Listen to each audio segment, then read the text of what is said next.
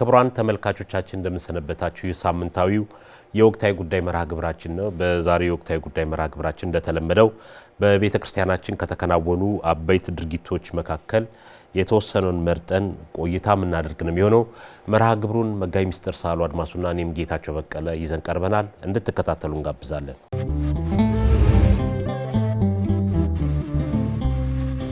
መጋቢ ሚስጥር እንግዲህ በተለይ ከዚህ ከትንሳኤ በኋላ ባሉት ሳምንታት በየጊዜው አዳዲስ ጉዳዮች በርካታ ጉዳዮች እየሰማን እያየን እንደገና ደግሞ እየተዘገቡም ያሉ ጉዳዮች ናቸው። ሁሉንም ማዳረስ ባንችል የተወሰኑት ጉዳይ ላይ ትኩረት እናደርጋለን። እንግዲህ እንደሚታወቀው የቅዱስ ሲኖዶስ ምልዓተ ጉባኤ በአመት 2 ጊዜ የሚካሄደው የግንቦቱ የርክበ ካህናት ጉባኤ ከመካሄዱ በፊት በሁለት ታላላቅ ጉባኤ ተካሂደው ነበር። እንግዲህ የአብነት ትምህርት ቤቱን ጉባኤ በተመለከተ ከዚህ በፊት በስፋት ሄደንበታል፣ ተመልክተናል። ከሚያዝያ 27 እስከ 29 ቀን ደግሞ ለ3 ቀናት በኢትዮጵያ ኦርቶዶክስ ተዋሕዶ ቤተክርስቲያን በመንበረ ፓትርያርክ ጠቅላይ ቤተ ክህነት የገዳማት መምሪያ የተዘጋጀ የገዳማት አበምኔቶችና እመምኔቶች የተሳተፉበት ጉባኤ ነበር። ጉባኤውን እርሶም ተሳትፈውታል፣ ሁላችንም ዘገባም ሰርተንበታልና ነው ይሄን እዚህ ጉባኤ ላይ የተነሱት ሁሉንም እንኳን ማንሳት ባንችል ጨመቅ አድርገን ርዕሰ ጉዳዮቹ በአስተማሪነታቸው ጎላ ሚሉትን እንደገና ደግሞ ከጉባኤው ላይ የተመለከትናቸውን ክፍተቶች ትኩረት አድርገን በቀዳሚነት የምንነጋገር ነው የሚሆነው። ነው እንዳጠቃላይ መጋቢ ሚስጥር ጉባኤው እንዴት አዩት? አመሰግናለሁ መምህር ጌታቸው። ሳምንቱ እንዴት አለፈ የሚለው መርሃ ግብራችን ብዙ ክስተቶችን የምንመለከትበት ነው። እንግዲህ ባለፈውም እንደተጠቀሰው በዛኛውም ብዙ ስራዎች ተሰርተው አልፈዋል። እንደገናም ደግሞ አሁን ባሳለፍነው ሳምንት በርካታ ክንውኖች ተከናውነዋል በቅድስት ቤተ ክርስቲያናችን። እንግዲህ ከነዚህ የተወሰኑትን ጊዜ የሚፈቅድልንን እንመለከታለን። እንግዲህ ይሄ የገዳማት ጉባኤ ስርዓተ መነኮሳት ለግብረ ትሩፋት በሚል ርዕስ ነው ለ3 ቀናት የተካሄደው ከሚያዝያ 27 ቀን እስከ ሚያዝያ 29 ቀን 2017 ዓመተ ምህረት ድረስ ጉባኤው በይፋ ተካሂዷል። እንግዲህ በጉባኤው ላይ በተለይ በመክፈቻው ብፁዕ ወቅዱስ አባታችን አቡነ ማትያስ ቀዳማዊ ፓትርያርክ ርዕሰ ሊቃነ ጳጳሳት ዘኢትዮጵያ ሊቀ ጳጳስ ዘአክሱም ወዕጨጌ ዘመንበረ ተክለ ሃይማኖት አባታዊ ትምህርት ሰጥተዋል። በተለይ ጠንከር ያለ መልእክትን ያስተላለፉት እንደው ከመልእክቱ አንዱና ዋና እንደ ዋልታ የምናየው አባቶች ወደ ምንኩስናው ዓለም የገቡት በራሳቸው ፈቃድ ነው። ማንም አስገድዷቸው አይደለም። ስለዚህ በራሳችሁ ፈቃድ የገባችሁበትን ሕይወት አጠንክራችሁ ያዙ የሚለው ነው ትልቅ እንደ የማዕዘን ራስ የምንመለከተው ማለት ነው። እንግዲህ በዚህ ጉባኤ ላይ ያው እንደተለመደው የጉባኤው ይዘት ውይይትም አለው። ስልጠናዎችም ለውይይት የሚጠቅሙ ስልጠናዎችም በተለያዩ የቤተክርስቲያን ሊቃውንት ተሰጥተዋል። ከዚያ በመቀጠል እንግዲህ ይህንን ጉባኤ ወደ መጨረሻ ላይ ልዩ የሚያደርገው 4 ቡድኖች በአባቶች የተሰየሙ 4 ቡድኖች ተከፋፍለው እነዚህ የቡድን መሪዎች ስብሰባ ወይም ደግሞ ነጥቦችን አጠረቃቅመው ለውጤት ለቃለ ጉባኤ ለአቋም መግለጫ አብቅተዋል። የቡድኖቹም ስም የመጀመሪያው አባ ኢየሱስ ሞዓ የሀገራችን መነኩሴ ናቸው፣ አባት ናቸው።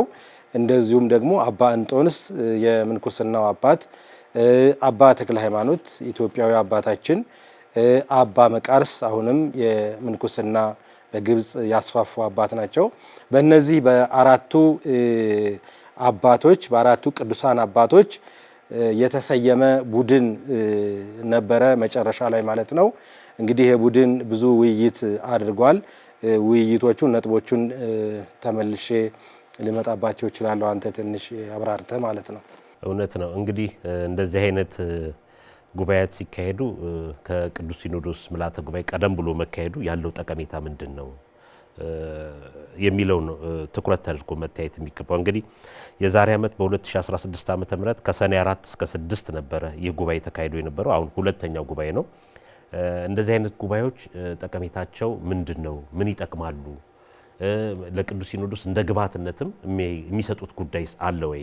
ከዛ በተጨማሪ ገዳማቱ እርስ በርስ አንድነት ከማጠናከር ችግሮቻቸው እንዲፈቱ ከማድረግ የተለያዩ ስራዎችን ከመስራት አንፃር ያሉት ጠቀሜታዎች ምንድነው የሚለው እሱ ላይ ትንሽ ብናነሳ ነው። እንግዲህ ገዳማውያኑ መጋቢ ሚኒስትር እንደሚያውቁት በእንደዚህ አይነት ቦታ ላይ ተገናኝተው ማዕከላዊነቱን በጠበቀ መልኩ መገናኘቱ ቀላል ነገር አይደለም። ብዙ ጠቀሜታዎች አሉት። እንደ ሀገርም ይጠቅማል። ገዳማውያንም እርስ በርስ የሚጠቃቀሙ ናቸው። ጥናቶችም እንደሚያሳዩ እንግዲህ የኢትዮጵያ ገዳማትና አድባራት በተለይ ለጥናትና ምርምርም ትልቅ ምንጭ ናቸው። የአብነት ትምህርት ቤቶች ያሉ ገዳማት ላይ ነው። ብራና መጽሐፍቶቻችን በዓለም ላይ በትልቅ ዩኒቨርሲቲዎች ጥናት የሚደረግባቸው ቢገኙት ገዳማት ላይ ነው እና ብፁዓን አባቶች ቅዱሳን ፓትርያርኮች ራሱ የገዳማት ውጤት ናቸው እና እነዚህ ገዳማት ላይ ነው ትኩረት መደረግ ያለበት፣ ስራ መሰራት ያለበት። ገዳማቱ የቱሪስት መዳረሻ እንዲሆኑ፣ ገዳማቱ ከችግራቸው ወጥተው ራሳቸውን እንዲችሉ፣ የአብነት ትምህርት ቤቶች መምህራን እንዳይፈልሱ፣ ጉባኤ ቤቶች እንዳይታጠፉ ማድረግ የሚቻለው ገዳማት ስናጠናከር ስለሆነ ገዳማውያን እንደዚህ ተሰባስበው በችግሮቻቸው ላይ ከተነሱ በኋላ ላይ የምናነሳቸው የአቋም መግለጫዎቻቸው ላይ ያነሷቸው ችግሮች አሉ። በየሁሉም ገዳማት ባይሆን አንዱ ገዳም ጋር የሚታይ አንዱ ጋር ደግሞ ሌላ ችግሮች ይኖራሉና እነዚህ ችግሮች ራሱ የሚቀረፉበት ገዳማት ላይ ትኩረት ተደርጎ ሲሰራ ነው። ለዚህም ነው እንግዲህ መምሪያውም እንደነዚህ አይነት ለሁለተኛ ጊዜ በተለይ ትኩረት ተደርጎ ሊሰሩ ገዳማውያንም ችግሮቻቸውን ተወያይተው መፍትሄ ለማሳየትና ከዛ ቅዱስ ሲኖዶስ ደግሞ እንደ አቅጣጫ የሚሰጣቸው ጉዳዮችም ስለሚኖሩ ለዛ የሚሆን ግብዓት ነው የተደረገውና እንግዲህ አባቶቻችን እንዲህ ተገናኝተው በችግሮቻቸው በወቅታዊ ጉዳይ በቤተ ክርስቲያን ጉዳይ ለመወያየት ቀላል ነገር አለ። ከፍተኛ ጠቀሜታ ስላለው ከተለያየ ቦታ የሚመጡት ገዳማውያንም ያንዱ ተሞክሮ አንዱ ሲናገርም ሰምተናል። እነዚህ በሙሉ ስንከታተል ስለነበረ ይሄ የገዳማውያን ህብረት አንድነት እንዲህ ተሰባስቦ መነጋገር መወያየቱ ከፍተኛ ጠቀሜታ አለው ብዬ ነው። እንደ ሀገርም ይጠቅማል፣ እንደ ቤተ ክርስቲያናችንም ይጠቅማል የሚል ምልከታ ነው መጋቢ ሚኒስትር። አመሰግናለሁ መምህር ጌታቸው። እንግዲህ እንደተባለው ጥቅሙ በጣም የጎላ ነው። በነገራችን ላይ ያው በርካታ ከ300 ያላነሱ የገዳማት ተወካዮች የተገኙበት በጣም የተለየ ድባብ ያለው ጉባኤ ነበር። ጥቅሞቹን አሁንም እንደገለጽካቸው በርካታ ጥቅሞች አሉት። ችግሮች በየገዳማቱ ያሉ ችግሮች መታወቃቸው፣ እነዛ ችግሮች ራሱ መነገራቸው። አንዳንድ ጊዜ እኮ ችግርን በውስጥ አምቆ መያዝና በአንደበት ማውጣት ይለያያሉ እና ሁሉም እንዲያውቋቸው መደረጋቸው የጉባኤው ጥቅም ራሱ አባቶች በመግለጫቸውም ላይ በውይይታቸውም ላይ እንዳይቋረጥብን ተማጽኖ ይሄ ጉባኤ በየዓመቱ በተለይም በዚህ በርክበ ካህናት ዋዜማ ላይ እንዳይቋረጥብን የሚል አጽንኦት ነው። ይሄ ማለት ምን ያህል አባቶች ስብሰባውን ጉባኤውን እንደሚናፍቁት እንደሚወዱት የሚያሳይ ነገር ነው። እንግዲህ በዚህ ጉባኤ ላይ ያው በርካታ ነገሮች ናቸው የታዩት። ነገር ግን እንደ የተወሰኑትን መረጥ አድርገን እንኳን ስንመለከት በጉባኤው በአቋም መግለጫውም በቡድን ውይይቱም የነበሩት ወይም የታዩት ችግሮች አንዱ ወደ ገዳም የመግባት መስፈርት ነው። ያው ትልቁ ወደ ገዳም ለመግባት ማንም ሰው ተንደርድሮ ገዳም መግባት አይችልም። ስለዚህ ወደ ገዳም የሚገቡት አባቶች ወይም ደግሞ አርድእት መስፈርታቸው ምን ይሁን የሚል ሀሳብ ነው በስፋት የተሰጠው ማለት ነው። እንደገናም ደግሞ የገዳማቱና የአህጉረ ስብከት መናበብም እሱም እንደ አንድ ችግር ነው የታየው። ብዙ ጊዜ ያው እንደሚታወቀው መምህር ገዳማት ከፐርሰንት ነፃ ናቸው። 20% አይከፍሉም። ስለዚህ ብዙ ጊዜ አህጉረ ስብከትን፣ ወረዳዎችን፣ አጥቢያዎችን የሚያገናኛቸው አንዱ የፋይናንስ መዋቅር ነው እና በዚህ በፋይናንሱ መዋቅር ስለሌሉ ገዳማቱና አህጉረ ስብከት የማይናበቡበት ሁኔታ አለ። አንዳንድ ደግሞ በጣም ጥንታዊ የሆኑ ታላላቅ ገዳማት ለሀገረ ስብከት ያለመገዛት ወይም ያለመታዘዝ ወይም ደግሞ መዋቅርን ያለመጠበቅ ሁኔታ ስላለ ይሄ ክፍተት እንደ ክፍተት ነው የታየው ማለት ነው። እንደዚሁም ደግሞ በጣም በተደጋጋሚ በሶስቱም ቀናት ሲሰጥ የነበረው የስልክ አጠቃቀም ነው። ስልክ ቴክኖሎጂ ጥቅም አለው፣ የጥቅሙን ያህል ደግሞ ጉዳት አለው። ሰዎች ለጉዳት ካዋሉት ጉዳቱም የዛኑ ያህል ነው፣ ጥቅሙም ደግሞ የዛኑ ያህል ነው። ክርስትናን ሊያዳክም ይችላል፣ ክርስትናንም ሊያስፋፋ ይችላል ቴክኖሎጂ። በተለይ ገዳም እንግዲህ በእኔ የማውቃቸው አንዳንድ ገዳማት አሉ። በእነዚህ ገዳማት ሬዲዮ እንኳን የለም፣ ቴሌቪዥን የለም፣ ምንም ነገር የቴክኖሎጂ ውጤት ስለሚረብሽ ዓለማዊ ነገር እንዲያስቡ ስለሚያደርግ ይሄ የተወገደበት ሁኔታ ነው በየገዳማቱ የምንመለከተው። ነገር ግን ስልኮች እዛ ገዳም ውስጥ መኖራቸው በተለይ ደግሞ አባቶች በግል የሚይዟቸው እነዚህ ስማርት የሚባሉ ወይም ደግሞ ዘመናዊ ስልኮች እነሱ ከምናኔው ሊያፈናቅሉ ይችላሉ፣ ከጥቅማቸው ጉዳታቸው ያመዝናል በሚል ውይይት ተደርጓል። እንደው አስፈላጊ ሆኖ ከተገኘ በገዳሙ መስመር እንደው የያዙም ከተባለ ደግሞ እነዚህ ስልክ ብቻ የሚደወልባቸው ካልሆኑ በስተቀር በዚህ ላይ በጣም ነው የተወያዩት። አንዳንድ ጊዜ በከተማ የሚኖሩ ባለሀብቶች የሚሆኑ ክርስቲያኖች ቀጥታ ከአንድ መናኝ ጋር ገዳም የመገናኘት ማለት ነው፣ የግል ግንኙነት ማድረግ ከዛ ደግሞ የጥቅም ሁኔታ ይፈጠራልና ለገዳሙ ትልቅ ፈተና እንቅፋት ከሆኑ ነገሮች አንዱ የስልክ ሁኔታ ነው። ሌላው ደግሞ ቁሪት የሚባል ነው። ያው ቁሪት መምህር ጌታቸው ታውቃለህ። ቁሪት ማለት በግል ሀብት መሰብሰብ ማለት ነው። ይሄ ከአንድነቱ ውጭ አንዳንድ ገዳማት አባቶች በግላቸው ገንዘብ ማስቀመጥ፣ በግላቸው የምግብ ቁሳቁስንም ማስቀመጥ፣ በግላቸው ከተወሰኑ ሰዎች ጋር መገናኘት ስለሆነ ይሄም ለስርዓተ ገዳም እንቅፋት መሆኑ ነው የተጠቀሰው። ሌላው አንድ ሁለት ነጥብ ልጨምርና ወደ አንተ መለሳለሁኝ። ርዕሰ ሊቃውንት አባ ገብረ ኪዳን በዚህ በጉባኤው ላይ አንድ የመፍትሄ ሀሳብ ሰጥተዋል። በጥናት በጽሁፍ የተደገፈ ማለት ነው እና በአራቱም ቡድኖች የርዕሰ ሊቃውንት አባ ገብረ ኪዳን መግለጫ ወይም ደግሞ የመፍትሄ ሀሳብ ሙሉ በሙሉ እንደተቀበሉትና በአቋማቸው ውስጥ እንዳስገቡት አራቱም ቡድኖች ገልጸውታል ማለት ነው። እንግዲህ እነዚህ ነገሮች ተነስተዋል። አንዳንድ ድክመት የምንላቸው ነገሮች አሉ፣ ኋላ እንመጣባቸዋለን። በተለይ ከተነሱት አንኳር አሳሳቢ ጉዳዮች ስርዓተ ገዳምን የሚፈታተኑ እነዚህ ነገሮች ነበሩ። እንደው አጽንኦት ለመስጠት ነው መጋቤ ምስጢር ተናግረውታል። ምናልባት በኋላ ላይም በሚቀጥለው ከዚህ ከአቋም መግለጫዎቹ ከዚህ ጋር የሚያያዙ እንደ ክፍተቶች ከታዩት ጋር አጠቃለን የምናያቸው ጉዳዮች ሊኖሩ ይችላሉ። እንግዲህ ይሄ ቴክኖሎጂ አጠቃቀም አስፈላጊ ነው ገዳማት ላይ። ለምሳሌ ባለፈው በዝቋላ ላይ የተከሰተውን ነገር ማወቅ እንችላለን እና አስቀድሞ የስልክ ገዳማውያኑ ሲኖር ነው ገዳሙ እንዲጠበቅ ማድረግ የሚቻለው፣ ለሚመለከታቸው የጸጥታ አካላት መረጃውን ማድረስ የሚቻለው። ከዛ በተጨማሪ ሌሎችን በከተማው ወደ ዳር አካባቢ ያሉ ምእመናንም ወጣቶች የአካባቢ ሰዎች እርዱን ማለት የሚቻለው እንደዚህ ገዳማ የኮሚኒኬሽን ወይም ደግሞ ያው የስልክ አገልግሎቱ ሲኖር ነው። ግን ምንድነው አሁን በስልክ አገልግሎት ላይ ስማርት ስልክ ሌላው ስልክ አይደለም፣ ዋናው ትኩረት ሊደረግ የሚገባው አጠቃቀሙ ነው እና ዛሬም በከተማ አካባቢም በቅዳሴ ሰዓት ቤተክርስቲያን ውስጥ ራሱ ምን ሰማቸው ነገሮች አሉ። ስልክ ይዞ ገብቶ የስልክ ድምጾች፣ ቀረጻዎች ራሱ የሚካሄዱባቸው ሁኔታዎችም ስላሉ በተለይ ገዳማት ላይ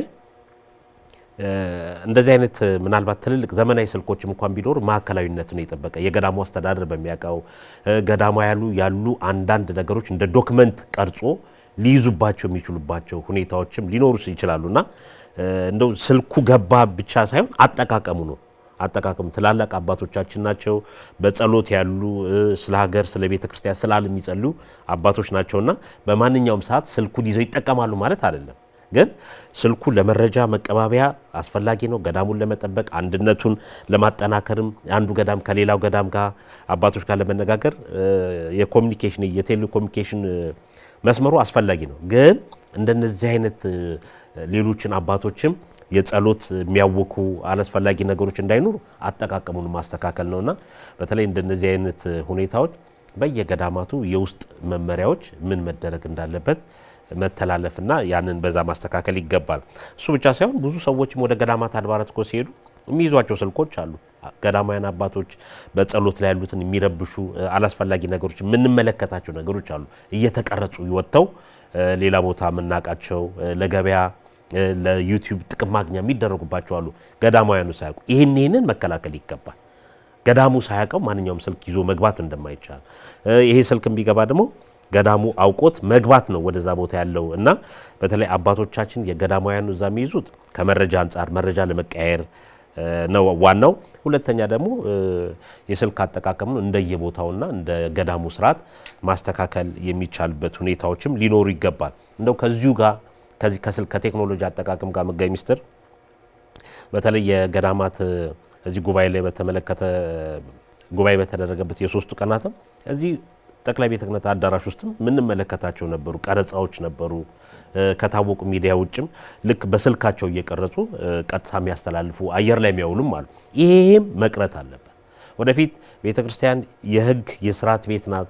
እንደነዚህ አይነት መረጃዎች ለየገዳማቱ ወይም ደግሞ ለየትምህርት ቤቶቹ አብነት ትምህርት ቤቶች ማለት ሊሰጡ እንኳን ቢገባ ማዕከላዊነቱን በጠበቀ ተቀርጾ ጥራት ያለው ፊልም ተቀርጾ እንደ ዶክመንት ሊሰጥ ይገባል እንጂ እንደዚህ አይነት ቦታ ላይ ስብሰባ የተሳተፈ በሙሉ ቀርጾ ስልኩ ላይ መያዝ እንደገና ደግሞ ከዛ ስልክ ደግሞ ለሌላው መስጠት ሼር ማድረግ ማቀበል ተገቢ አይደለምና እኛም በተለይ በዚህ በሶስት ቀን ቆይታችን ገዳማቱ ላይ ብቻ አይደለም እዚህም ስብሰባው ላይ የተመለከትናቸው ነገሮች አስፈላጊ አይደሉም፣ ወደፊት ይታረማሉ ብለን ተስፋ እናደርጋለን። እንደነዚህ አይነት ነገሮች ሲታዩ ቀላል ነገሮች ይመስላሉ፣ የሚያመጡት ጉዳት ግን የከፋ ስለሆነ በተለይ ገዳማቶቻችን ላይ እንደዚህ ትላልቅ ስብሰባዎችም ላይ የሚቀረጹ ቀረጻዎች እውቅና ባላቸው ዶክመንቱ ስርዓቱን ህጉን ጠብቆ ልናገኝባቸው በምንችልባቸው ተቋማት ወይም ኃላፊነት በሚሰማቸው አካላት ነው መሆን ያለበትና ገዳማውያንም እንግዲህ ወደፊት እነዚህ ነገሮች ትኩረት ተደርገው ይስተካከላሉ ብዬ እጠብቃለሁ። መጋቢ ሚኒስትር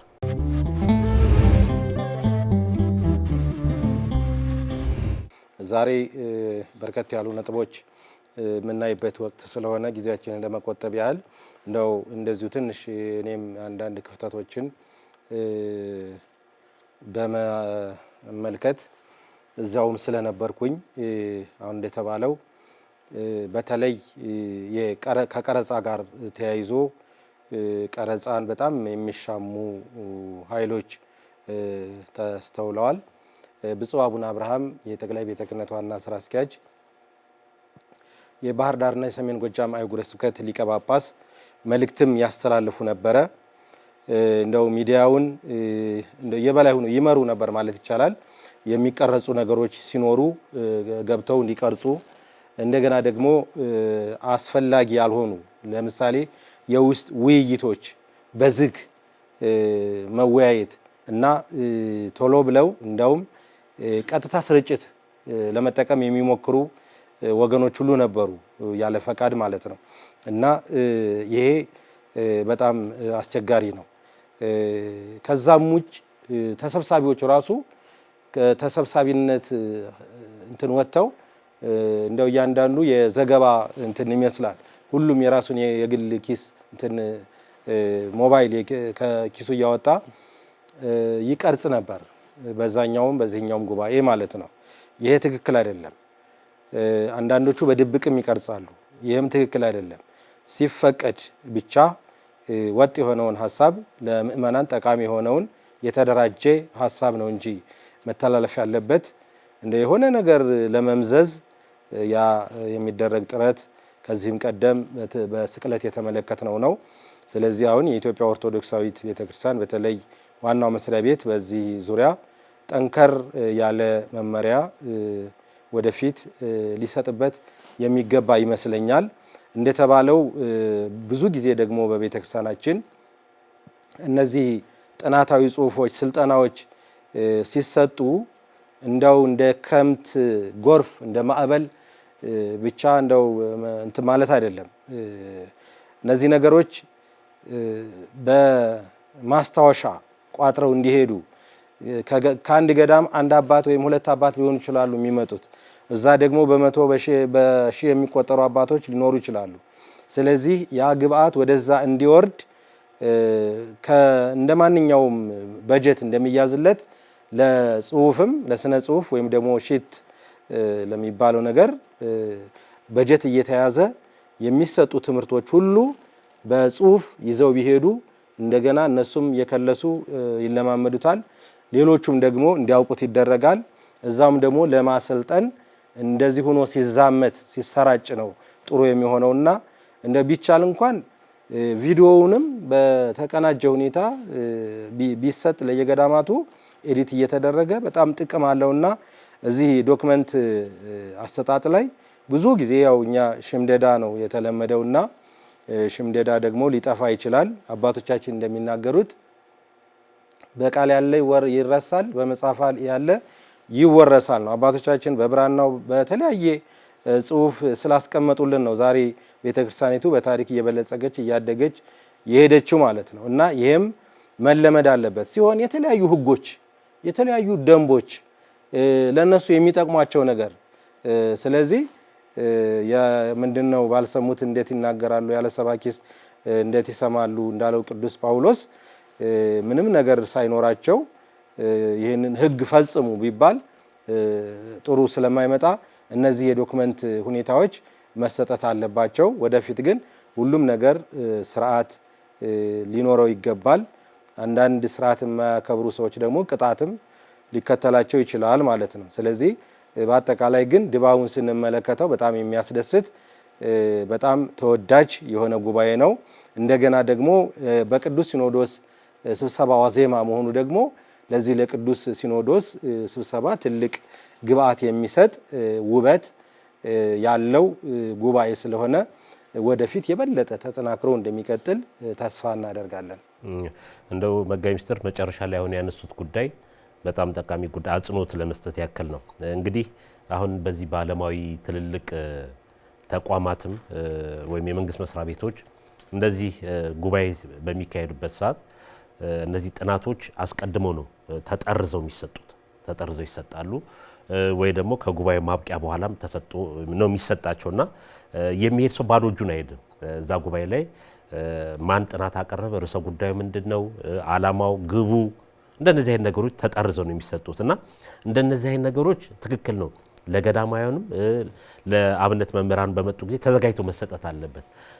ይሄ ጠቀሜታው ምንድነው? አንድ በሚቀጥለው ዓመት ሲመጡ በአሁኑ ላይ የአቋም መግለጫዎቹ ምንድናቸው፣ ምን ተሰርቷል፣ ምን አልተሰራም፣ እኛም ከዚህ ካገኘነው ግብዓት በየገዳሙ ያሉ አባቶችን ምን አሰልጥነናል፣ ምን ውጤት ይዘናል የሚለውንም ለቀጣይ ዓመት ለሚመጡት ሪፖርትም ለማዘጋጀት ይጠቅማል እና እንደነዚህ አይነት መለመድ አለበት። ጥናታዊ ጽሁፍ ሲዘጋጅም ምናልባት እከሌ በዚህ ሰዓት ይህን ጉዳይ ርዕሰ ጉዳይ ተሰጥቷል ግባ ብቻ አይደለም።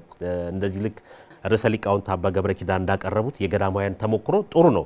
ግን ከዛ ውጭ በተለይ በዚህ በሳይንሱም በጥናትና ምርምር የተደገፉ ጥናት ሰነዶች ለየገዳማውያኑ ቢሰጥ ይሄ ወደፊት ሊታሰብበት የሚገባል። አስቀድሞ ተዘጋጅቶ መሰጠት አለበት። በየትኛውም ትላልቅ ተቋማት የሚሰጡ ስለሆኑ እነዚህ መሰጠታቸው የአቋም መግለጫውን ተካቶ ወደፊት ለቀጣይ ዓመት ሲመጡ ለሪፖርት ይመቻል። ከዛ በተጨማሪ ደግሞ ገዳማውያኑ እርስ በርስ እዛ ይማማሩበታል፣ ክፍተቶቻቸውን የሚያዩበታል። ያ ቢሆን በሞባይል መቅረጽም አንዳንድ ነገሮችን ሊዘጋ ይችላልና እነዚህ ትኩረት መደረግ አለባቸው። ከዚሁ ጋር ተያይዞ በተለይ ከዚህ ከአቋም መግለጫው ላይ አንድ ቦታ ገዳማውያን ወደ ከተማ ሲመጡ ማረፊያ ሊዘጋጅላቸው ይገባል የሚለው ይሄም ትኩረት መሰጠት አለበት። ምክንያቱም አባቶቻችን ሲመጡ ልንጠብቃቸው የሚገባው እኛ ነን። ትራንስፖርት ራሱ መኪና ተዘጋጅቶ ከዚህ አውሮፕላን ከሆነ በአውሮፕላን እስከሚሄዱበት በአውቶቡስ በክፍለ ሀገር አውቶቡስ የሚሄዱ ከሆነ በክፍለ ሀገር አውቶቡስ የሚሄዱበት ድረስ አባቶችን ጠብቆ ሸኝቶ እዛ ቦታ እንዲሄዱ ማድረግም ይገባልና ይሄም አባቶቻችን ሲመጡ ማደሪያ ፍለጋ ዘመድ ፍለጋ የተለያየ ቦታ መዞር መንከራተት የለባቸው። ኑ እንወያይ ብለን ስንጠራቸው እነዚህ ነገሮች ሁሉ ታሳቢ መደረግ አለበት። ቦታ ተዘጋጅቶ የስልጠና ቁሳቁሶችም ዝግጁ ሆነው መደረግ አለባቸውና ምናልባት ካሁኑ ብዙ ትምህርት ምንቀስማቸው ምንይዛቸው ነገሮች አሉ። መምሪያውም ወደፊት ይህን ትኩረት አድርጎ የሚሰራበት ይሆናል የሚል ተስፋ ይኖረናል። እነዚህ ነገሮች ቅድመ ሁኔታዎች መሟላት የሚገባቸው ተሟልተው ስልጠናዎቹ ተካሂደው አባቶቻችን ቦታው እስኪደርሱ ድረስ አስፈላጊው ክትትል በሰላም ደረሳችሁ ወይ፣ ትራንስፖርት አገኛችሁ ወይ፣ ያለው ሁኔታ እንዴት ነው ብሎ ማድረግ ሊለመድ ይገባልና ይህ ትኩረት ቢሰጠው የሚል ነው መጋቢ ሚኒስትር። ሌላው በቀጣይ የምንመለከተው እንግዲህ ባለፈው ሳምንት በርካታ ጉዳዮች ትኩረት ተደርጎባቸው የዘገብናቸው ሲሆን በተለይ ትንሽ የሚያስደንቅ ለየት ያለ የእስራኤሉ የውጭ ጉዳይ ሚኒስትር እዚህ የመጡበትም ሁኔታ አለ። ባለፈው ሳምንት መጥተው ከቅዱስነታቸው ጋር ሰፋ ያለ ውይይት አድርገው ከብፁዕ ቅዱስ አቡነ ማትያስ ፓትርያርክ ርዕሰ ሊቃነ ጳጳሳት ዘኢትዮጵያ ሊቀ ጳጳስ ዘአክሱም ወዕጨጌ ዘመንበረ ተክለ ሃይማኖት ጋር ሰፊ ውይይት ቆይታ አድርገዋል። በተለይ በሁለቱ ሀገራት ግንኙነት ከዛ በተጨማሪም በእስራኤል ውስጥ በርካታ ገዳማት አድባራት አሉ፣ ዴር ሱልጣን ጀምሮ። እርስዎ በርካታ ጊዜ ወደዛ ቦታ ሄደውም ቦታዎቹን ገዳማት አድባራቱን አይተዋቸዋልና በተለይ የአንድ ሀገር ትልቅ የመንግስት ኃላፊነት ያለው ቤተክርስቲያኒቷን አክብሮ አባቶችን አክብረው መተው ውይይት አድርገው መሄዳቸውን እንዴት አዩት እርስዎ? አመሰግናለሁ መምህር ጌታቸው። እንግዲህ በየሳምንቱ ከምናቀርባቸው የሳምንቱ እንዴት አለፈ ወቅታዊ ውይይታችን በዋናነት ብፁዕ ወቅዱስ አባታችን አቡነ ማትያስ ቀዳማዊ ፓትርያርክ ርዕሰ ሊቃነ ጳጳሳት ዘኢትዮጵያ ሊቀ ጳጳስ ዘአክሱም ወዕጨጌ ዘመንበረ ተክለ ሃይማኖት የውጭ እንግዶችን፣ ጳጳሳትን፣ የአገር መሪዎችን ማወያየት በጣም የዘወትር ስራ ነው። በተለይ በዚህ ዓመት በጣም የተጠናከረበት ሁኔታ ነው ያለውና በዚህ ባሳለፍነው ሳምንትም ይህንን ነው የተመለከትነው። በጣም በሚገርም ሁኔታ ነው የእንግዶቹ አመጣጥ ያለው ሁኔታ። በተለይ በዚህ ጉዳይ ላይ ዘጋቢ ሆነ አንተም እዚያው ገብተሃልና ብዙ ነገሮችም ተመልክተሃል። እጅግ በጣም የሚያስደስት ነው። እንግዲህ ወደዚህ ጉብኝት የመጡት የእስራኤል የውጭ ጉዳይ ሚኒስቴር ናቸው። ጌዲዮን የሚባሉት የውጭ ጉዳይ በጣም ታዋቂ ሰው ናቸው። እንደዚሁም ደግሞ ከእስራኤል ከእሳቸው ጋር ተከትለው የመጡ በእስራኤል የኢትዮጵያ አምባሳደር ክቡር አቶ ተስፋዬ ይታይም አብረው ከእስራኤል መጥተዋል፣ እሳቸውን አጅበው ማለት ነው። እንደገና ደግሞ በኢትዮጵያ ውስጥ ደግሞ በኢትዮጵያ የእስራኤል አምባሳደር ክቡር ዶክተር አብርሃም ንጉሴም ተገኝተዋል። ሌሎችም በርካታ እንግዶች የተገኙበት ነው። እንግዲህ በጣም የሚያስደስት ነው። መምህር ጌታቸው ምናልባት ከተፈቀደልኝ ለአንድ ደቂቃ ያህል እንደው የእስራኤልና የኢትዮጵያን ግንኙነት የእስራኤልና የኢትዮጵያን ጥንታዊ ህብረት በጣም የተሳሰሩ መሆናቸውን እንደው ከቅዱስ መጽሐፍ ላይ ያሉትን አልፎ አልፎ ለማየት ሞክራለሁኝ። እንግዲህ የኛ ግንኙነት ወይም የእስራኤልና የኢትዮጵያ ግንኙነት የተጀመረው በሙሴ ዘመን እንደሆነ ወይም ደግሞ የሙሴ ሚስት ኢትዮጵያዊት እንደሆነች መጽሐፍ ቅዱስ መዝግቧል። እንግዲህ ያን ጊዜ ኢትዮጵያ ሰፊ ነበረች። ኑቢያ፣ የመን እንደዚህ የምንላቸው በአጠቃላይ አሁን ዙሪያውን ተቆራርሰው አገር የሆኑት ሁሉ ኢትዮጵያ ይባሉ እንደነበረ ይታወቃል።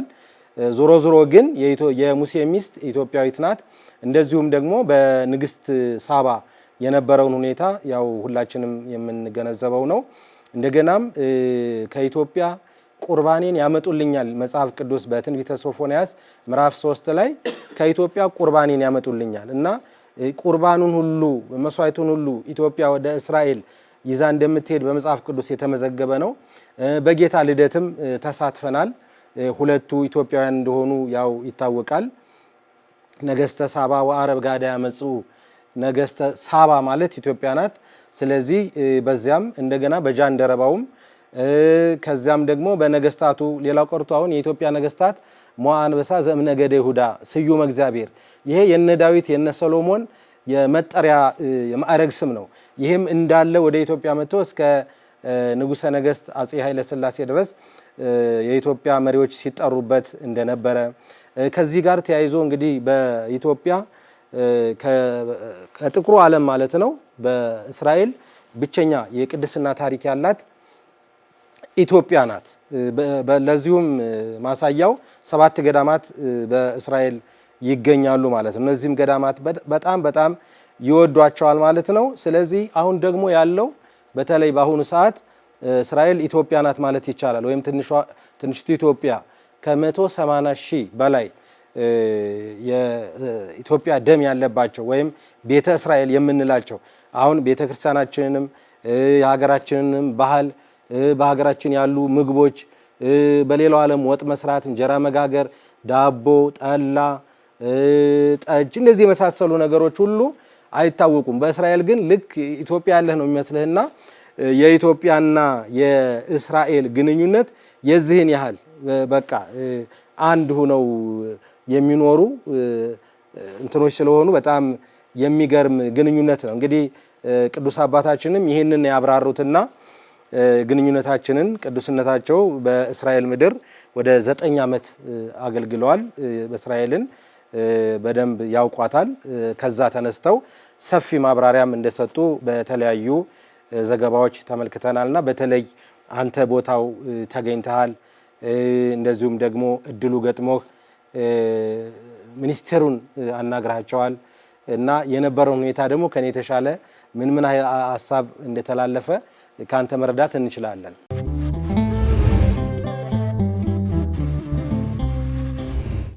እንግዲህ መጋቢ ምስጢር በአብዛኛው ተናግረውታል።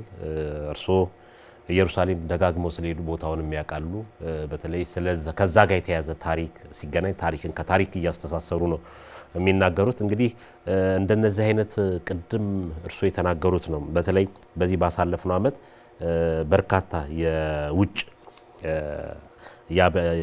የውጭ አባቶች፣ ከፍተኛ የመንግስት ባለስልጣናት፣ አምባሳደሮች ቅዱስነታቸው ጋር የመጡ ናቸው። ለምሳሌ የኮፕቲክ የማላንካራ ቤተክርስቲያን፣ የአርመን ቤተክርስቲያን እነዚህም በቅርብ የምናስታውሳቸው ናቸው። አሁን ደግሞ የእስራኤል የውጭ ጉዳይ ሚኒስትሩ እና ከፍተኛ የመንግስት ባለስልጣናት በዚህም በኢትዮጵያም በእስራኤልም ያሉ እነዚህ በሙሉ መጥተው መወያየታቸው መነሳት ከቅዱስነታቸው ጋር መነጋገራቸው ብዙ የሚያሳዩ ነገሮች አሉ።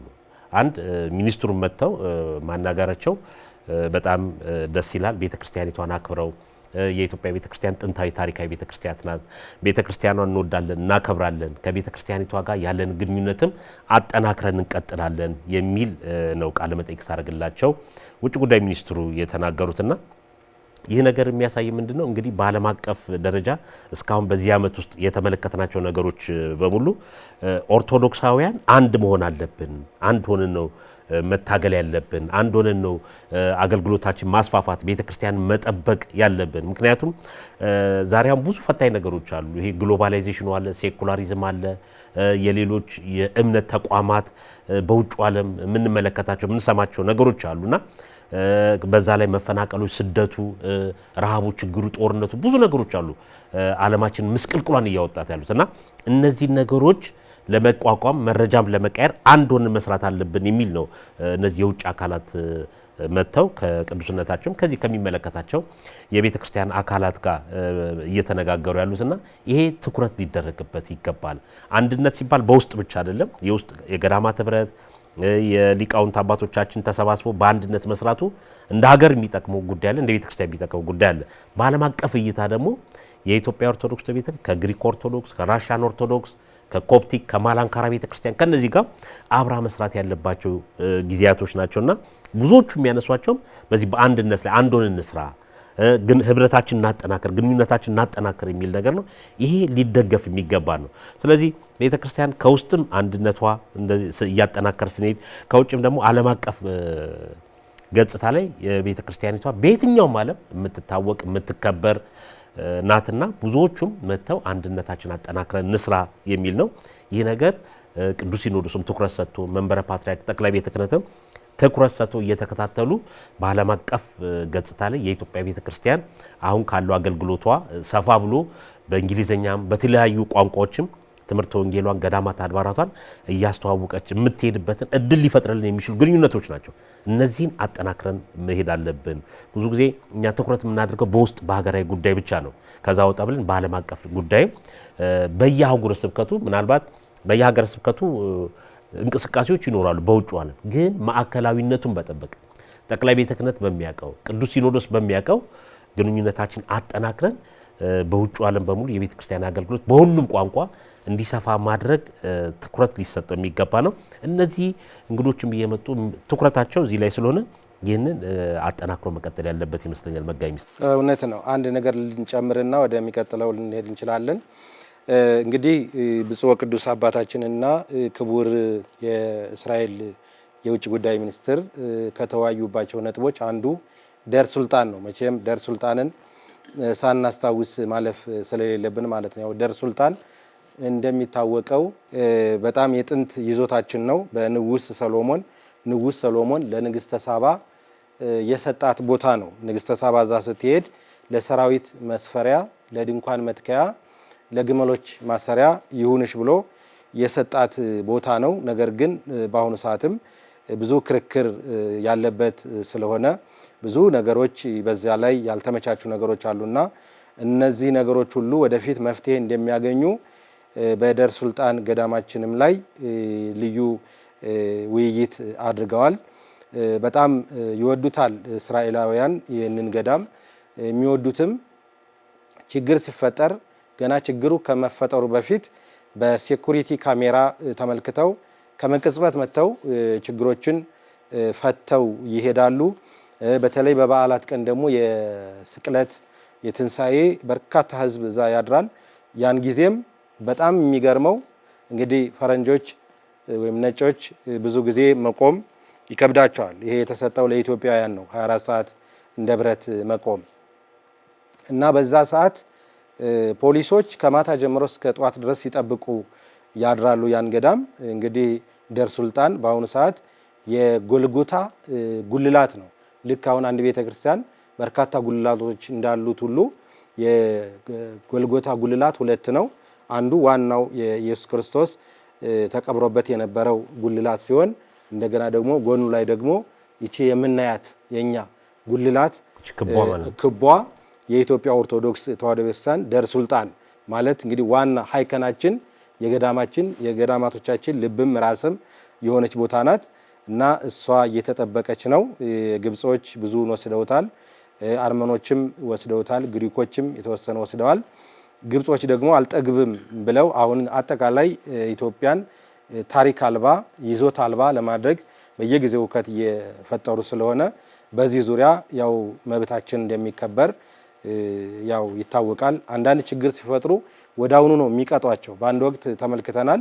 በአንድ 2-3 ዓመት ውስጥ እኛ ቤተክርስቲያን ላይ ወይም እኛ በር ላይ የግብጽን ባንዲራ ይሄ አሞራ ያለውን ባንዲራ የግብጽ ሊቀ ጳጳስ መጥተው ስለው ነበር እና ወዳውኑ የእስራኤል መንግስት ያንን እንዲያጠፉ መልሰው ራሱ ሊቀ ጳጳሱ በእጃቸው እንዲያጠፉ ነው የተደረጉትና በጣም ለኢትዮጵያ ያላቸውም ድጋፍ በቀላሉ የሚታይ አይደለም ማለት ነው። በዚህ በደር ሱልጣን ላይ ይሄን ለመጨመር ብዬ ነው መምህር ጌታቸው።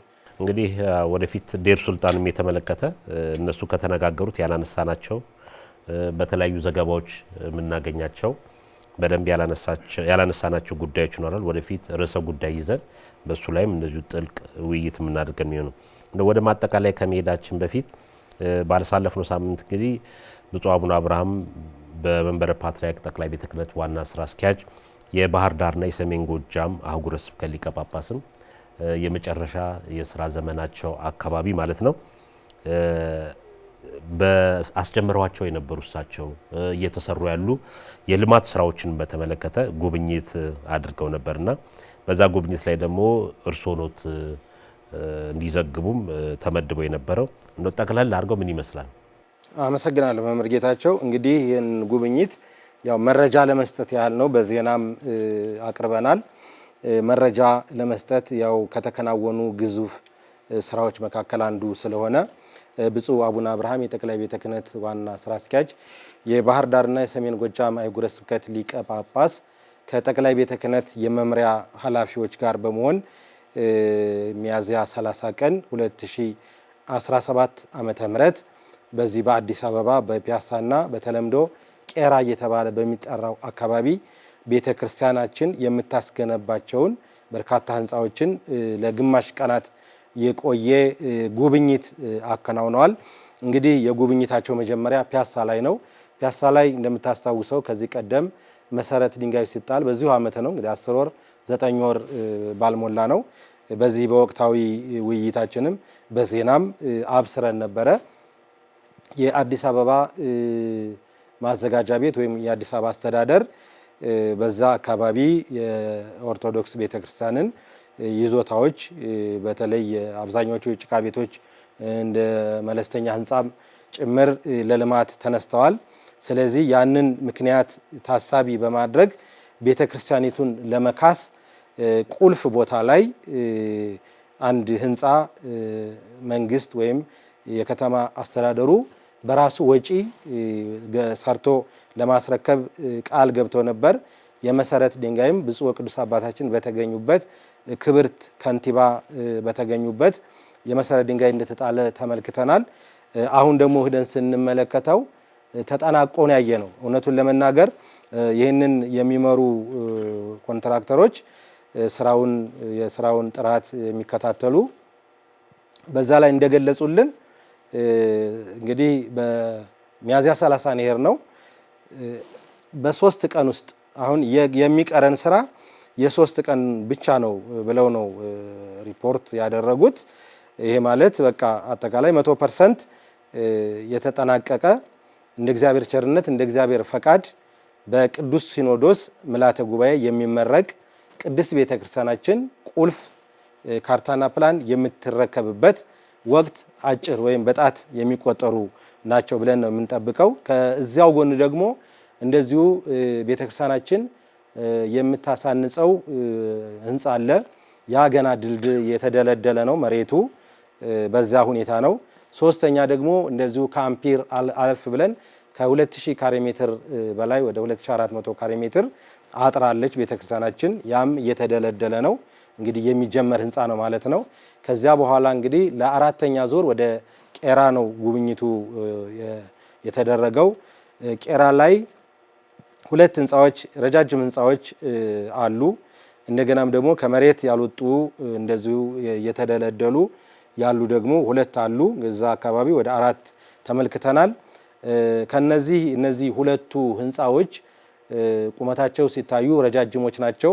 ነገር ግን አንዳንድ ክፍተቶች ወይም ደግሞ ብፁዕነታቸው በእጅጉ ያዘኑባቸው ሁኔታዎችም ክፍተቶችም ታይተዋል። መቼም ብርሃን ሲኖር ጨለማ አለና እዛ ደግሞ ሲሄዱ ያን ባዩበት በተደሰቱበት አይናቸው ያን ሲመለከቱ አዝነዋል። በይፋ ሀዘናቸውን ገልጸዋል።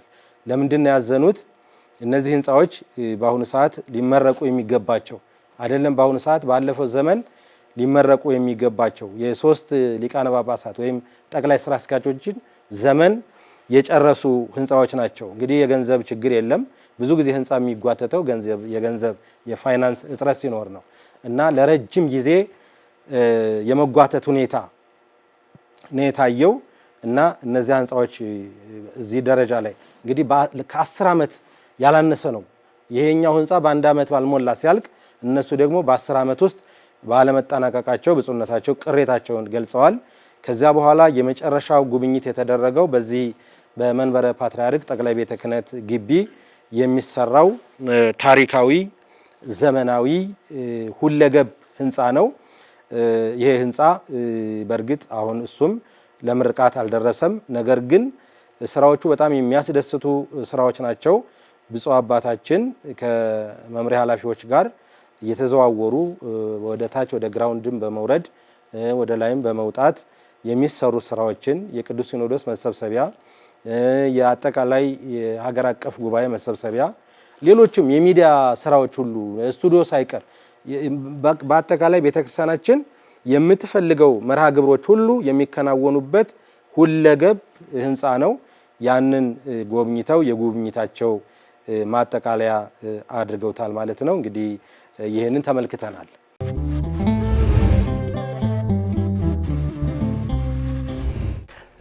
እንደው ለማጠቃለል ያክል እንግዲህ ግንቦት ወር ውስጥ በኢትዮጵያ ኦርቶዶክስ ተዋሕዶ ቤተክርስቲያን በአመት 2 ጊዜ ነው የቅዱስ ሲኖዶስ ምልዓተ ጉባኤ የሚካሄደው። አንደኛው በጥቅምት ወር ጥቅምት 12 የሚጀመር አለ ከዚህ ከሰበካ ጉባኤ ጋር ተያይዞ፣ ሁለተኛው ግንቦት ላይ ርክበ ካህናት ወይ ደግሞ የትንሳኤ በዓል በዋለ በ25ኛው ቀን ወይም በበዓለ 50 እኩሌታ ላይ የሚከበር የብፁዓን ሊቃነ ጳጳሳት ከየአህጉረ ስብከቶቻቸው መጥተው የሚሰባሰቡበት ጉባኤ ነው። እንግዲህ ግንቦት 6 2017 ዓ.ም ነው ይህ ጉባኤ ቢጀመረው። ምናልባት ጉባኤው ላይ ምን አይነት ሀሳቦች ናቸው የሚነሱት፣ ምን ጉዳዮች ናቸው የሚለው ወደፊት የምናነሳው ሆኖ እንዳጠቃላይ ግን ነው ጠቅለል አድርገን እንደ ሀሳብ የምንሰጠው በዚህ ጉባኤ ላይ ምእመናን የሚጠብቁት ገዳማት አድባራት አባቶች የሚጠብቁት ብዙ ጉዳዮች ይነሳሉ ተብሎ የሚጠበቅበት የቤተ ክርስቲያን ችግሮች ተነስተው መፍትሄ የሚገኝበት ቤተ ክርስቲያን ከውጭም ከውስጥም የገጠሟት ተግዳሮቶችን ለነሱ መፍትሄ የሚገኝበት ትልቅ ጉባኤ ይሆናል ወይም ትልቅ ጉባኤ ነው ተብሎ ነው የሚጠበቀው። አንዳንድ ሀሳብ ሰጥተን መርሃ ግብራችን እናጠቃለን። አመሰግናለሁ መምህር ጌታቸው። እንግዲህ ያው የርክበ ካህናት ትልቅ ጉባኤ ነው። የቅድስት ቤተክርስቲያናችን ሉዓላዊ ጉባኤ ነው። የሊቃነ ጳጳሳት ጉባኤ ነው። አሁን እንደገለጽከው ይህ ጉባኤ የተጀመረው በሐዋርያት ዘመን ነው። ከሐዋርያት ተጀምሮ ሲወርድ ሲዋረድ እዚህ ደርሶ አሁንም ተጠናክሮ ቀጥሏል። ጉባኤው የሚውለው በቀመረ ዲሜጥሮስ ወይም ደግሞ በባህር ሐሳብ ነው። ረቡን አይለቅም። ትንሣኤ በኋላ ደግሞ በ25ኛው ቀን የሚከበር በዓል ነው። እንግዲህ ይህ በዓል ዘንድሮ ግንቦት 6 ቀን 2017 ዓመተ ምህረት ይውላል ማለት ነው። ግንቦት 5 ቀን 2017 ዓመተ ምህረት ደግሞ በቅድስተ ቅዱሳን ማርያም ገዳም የጸሎት ወይም የመክፈቻ ጸሎት ጉባኤውን ለእግዚአብሔር ለመንፈስ ቅዱስ ለማስረከብ ጸሎት የሚደረግበት ወቅት ነውና ያው በዘንድሮውም ትልቅ እንቅስቃሴ ነው አሁን እየተጀመረ ያለው። ሊቃነ ጳጳሳቱ ከየአህጉረ ስብከታቸው ከሀገር ውስጥም ከሀገር ውጭም ወደ ኢትዮጵያ እየገቡ ነው። እንግዲህ አሁን ሰሞኑን ስንመለከት የቆየ ነው ማለት ነው። እንግዲህ በዚህ ጉባኤ ላይ ብዙ ነገሮች ይነሳሉ።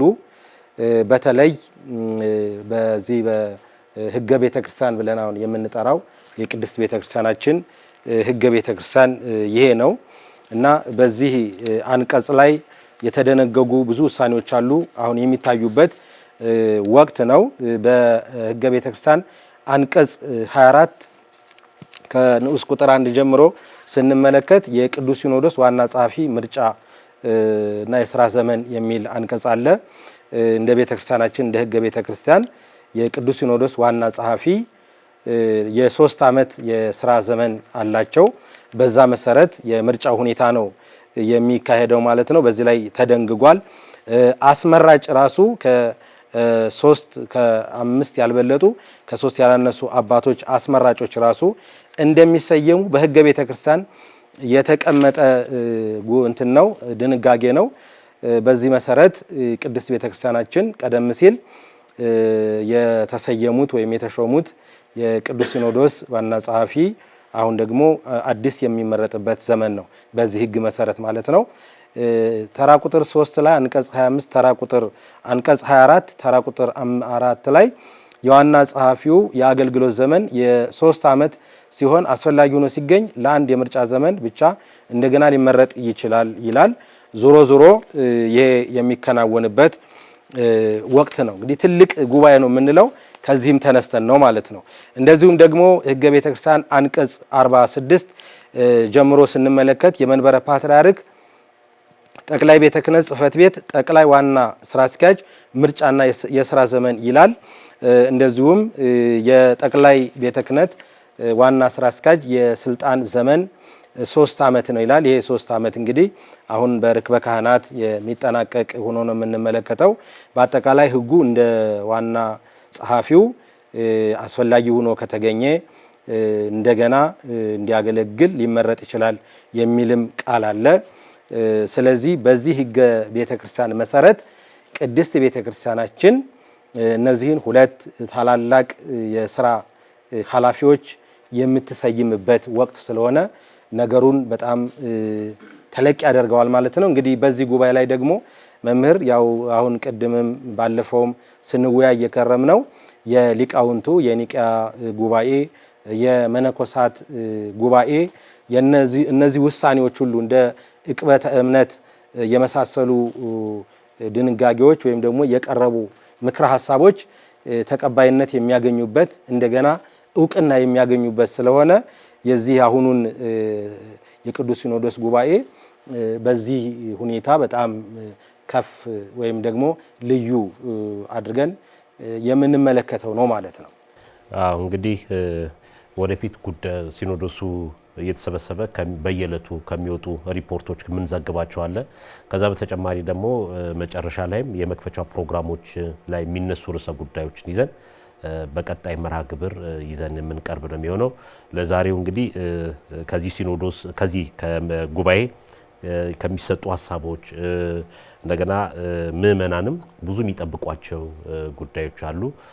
እንግዲህ መረጃውንም ከትክክለኛ ቦታ ነው መከታተል ማዳመጥ የሚገባውና ምእመናን ከቤተ ክርስቲያን ልሳን ከሆነው በየድረገጹ የሚራገቡ የሚሰነዘሩ ነገሮችን ትኩረት ልንሰጣቸው አይገባም።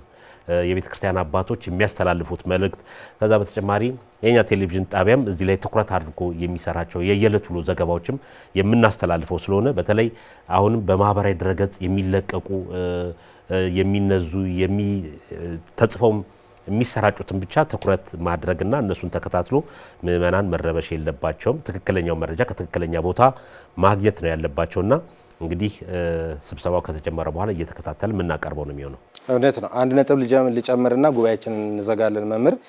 ምክንያቱም አሁን አንተ እንደገለጽከው ጥንቃቄ የሚያስፈልጉ ነገሮች ስለሚኖሩ ነው። ብዙ ጊዜ የቅዱስ ሲኖዶስ ስብሰባዎች በሚመጡበት ወቅት እንደምንመለከተው ወከባ ይበዛል። ቅስቀሳ የሚመስል እንደ ዓለማዊ ነገር ይሄ ጉባኤ የሚመራው በመንፈስ ቅዱስ ነው ብዙ ጊዜ። ነገር ግን ጫናዎች ከውስጥም ከውጭም ይበዛሉና በእግዚአብሔር ስራ በመንፈስ ቅዱስ ስራ ወይም ደግሞ በቅዱስ ሲኖዶስ ሉዓላዊ ውሳኔ ውስጥ ስልክ መደወል ይሄ ይሁን ይሄ ይደረግ እንትና ይሁን እንደዚህ የሚሉ ነገሮች ተገቢ እንዳልሆኑ በቤተ ክርስቲያናችን እነዚህ እንዲህ አይነት መልእክት አስፈላጊ አለመሆኑን ማወቅ ይኖርብናል። በጣም በተረጋጋ ሁኔታ ከእግዚአብሔር ብዙ ነገሮች እንዳልከው የሚወሰኑበት ነው። አሁን ምእመናንን ግራ ያጋባም ወቅታዊ አጀንዳም አለ። እነዚህ ነገሮች ሁሉ ስርዓትና መልክ የሚይዙበት ስለሆነ የቅዱስ ሲኖዶስን ሀሳብ አሜን ብሎ ከመቀበል ውጭ ሌላ እንደው የግል ትንታኔ የግል ሀሳብ እንደፈለግን ዝም ብሎ አቅጣጫ የምንከተለው መኖር የለበትም መለመድ የለበትም እና በዚህ ሁኔታ ነው እንደተባለው እንግዲህ ሚዲያችን ይህንን ጉባኤ በዋዜማው ጀምሮ በመክፈቻውም ጀምሮ በየቀኑም የሚሰጡ ውሳኔዎችን እነሱንም በሚፈቀድልን መጠን ወይም በሚፈቀድልን መሰረት ለምእመናን የምናደርስ ትክክለኛውን መረጃ የምናደርስ ሲሆን ከዚያ ውጭ ግን እንትና እንዳለ በዚህ እንደተባለ የሚለውን ውዥንብር ምእመናንም እንዳይከተሉ እንዲጠነቀቁ በዚህ አጋጣሚ እንግዲህ እንደ አንድ ሚዲያ መልእክታችንን እናስተላልፋለን። መጋቢ ምስጢር እንግዲህ ከዚህ በላይ መሄድ አልቻልንም፣ ሰዓት ይገድበናል።